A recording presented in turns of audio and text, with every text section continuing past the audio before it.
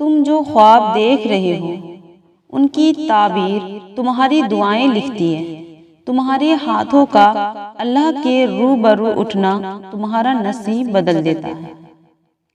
جب تمہارا نفس اور شیطان تمہیں یہ وسوسہ دلائے کہ تمہاری دعاؤں کا کوئی فائدہ نہیں ہونے والا، تو خود سے وہی کہو جو ابراہیم علیہ السلام نے کہا تھا، امید ہے کہ میں اپنے رب کو پکار کر نامراد نہ رہوں گا۔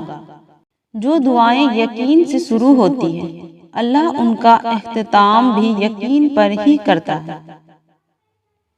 ہر چیز نصیب سے نہیں ملتی، کچھ چیزیں دعاؤں سے ملتی ہیں۔ کن دعاؤں سے ہے، اور دعائیں تو ان حقیقتوں کو بھی بدل سکتی ہیں جنہیں تمہارے مقدر میں بہت پہلے سے لکھا جا چکا ہے۔ جب پہنچ جاتی ہے تمہاری اس تک صدائیں، تو وہ بدل دیتا ہے نصیب کی لکیروں کو بھی، کیونکہ وہ خالق ہے۔ اس کی بارگاہ سے کوئی بھی خالی ہاتھ لوٹتا نہیں۔ مل جائے تو شکر کے ساتھ قدر کرو، نہ ملے تو آپ اچھی طرح صبر کرو۔ ابھی کچھ نہیں بدلا، آپ بس اللہ پر یقین رکھو اور دعا کرو۔ اللہ نے اگر دل دعاؤں کی جانب موڑا ہے تو کچھ تو ہے جو اس نے بدلنے کا سوچا ہے۔ اللہ کے دینے میں دیر نہیں، تمہیں مانگنے میں جلدی ہے، اسی لیے تم بار بار امید ہار دیتے ہو۔ اور جب اللہ عطا کرنے پہ آتا ہے تب وہ یہ نہیں دیکھتا کہ وہ چیزیں تمہارے نصیب میں ہے بھی یا نہیں، وہ تو بس تڑپ دیکھتا ہے کہ اسے پانے کی تڑپ تم میں ہے یا نہیں۔ تم جو خواب دیکھ رہے ہو ان کی تعبیر تمہاری دعائیں لکھتی ہے۔ تمہارے ہاتھوں کا اللہ کے روبرو اٹھنا تمہارا نصیب بدل دیتا ہے۔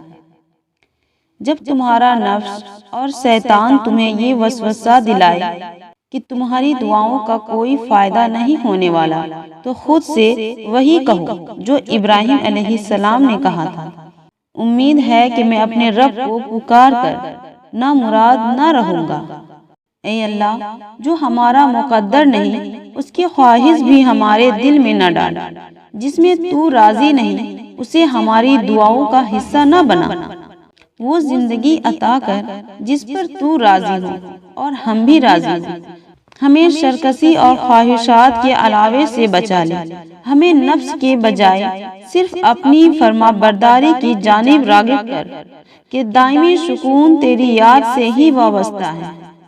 دعا میں اتنی طاقت تو ہوتی ہے، وہ لکھی ہوئی تقدیر کو بھی بدل سکتی ہے۔ اور جس رب نے اپنے بندے کی دعا مچھلی کی پیٹ سے سنی، پھر وہ کیسے تمہاری دعا نہیں سنے گا؟ جس دن دعا مانگنے کے بعد ہمارے دل سے یہ شک ختم ہو جائے گا کہ دعا پوری ہوگی یا نہیں، اس دن سے ہماری دعائیں پوری ہونے میں زیادہ وقت نہیں لگے گا۔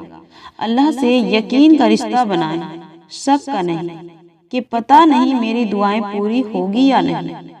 اللہ ہماری ہر دعا سنتا ہے، بس وہ آزماتا ہے کہ میرا بندہ کب تک صبر کرتا ہے، کب تک اپنی دعا کے پورے ہونے کا یقین رکھتا ہے۔ پھر جو لوگ پختہ یقین رکھتے ہیں ان کی دعائیں رنگ لے آتی ہیں، اور جو دل میں شک رکھتے ہیں وہ خالی ہاتھ رہ جاتے ہیں۔ تو تم دعا کرنا کبھی مت چھوڑنا، مگر ہاں، مقدر کے پیچھے بھی کبھی مت بھاگنا۔ بس یقین رکھنا اور انتظار کرنا۔ جو لمحے صبر آزماتے ہیں دراصل وہی قبولیت کے لمحے ہوتے ہیں۔ تم نہیں جانتے کہ اللہ نے تمہارے لیے کیا کچھ سوچ رکھا ہے۔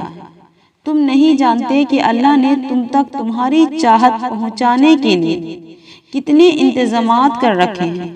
تم نہیں جانتے کہ اس دیری کے بعد تمہاری ہر اس دعا کی قبولیت ہے جو تم مانگا کرتے تھے۔ تم نہیں جانتے جس کی ایک تجلی سے کوہ طور راکھ ہو جائے، اس کا ایک حکم کیا سے کیا کر سکتا ہے؟ تم نہیں جانتے کہ تمہارے خوابوں کو پورا کرنے کے لیے اس نے کیسی تدبیریں بنا رکھی ہیں؟ تم نہیں جانتے کہ تمہیں توڑنے میں ہی اس نے جوڑنے والے سبھی راز چھپا رکھے ہیں؟ تم نہیں جانتے کہ اس نے اختتام میں تمہاری رضا کو ہی تمہارا مقدر لکھ رکھا ہے؟ تمہاری سوچ تمہارا مقدر ہے، تم جیسا سوچو گے اللہ کو بالکل ویسا ہی پاؤ گے۔ جیسے درد آنکھ میں ہوتا ہے، منظر میں نہیں، بالکل ویسے ہی جس سکون کو تم دوسروں میں تلاش کرتے ہو وہ صرف تم میں ہے۔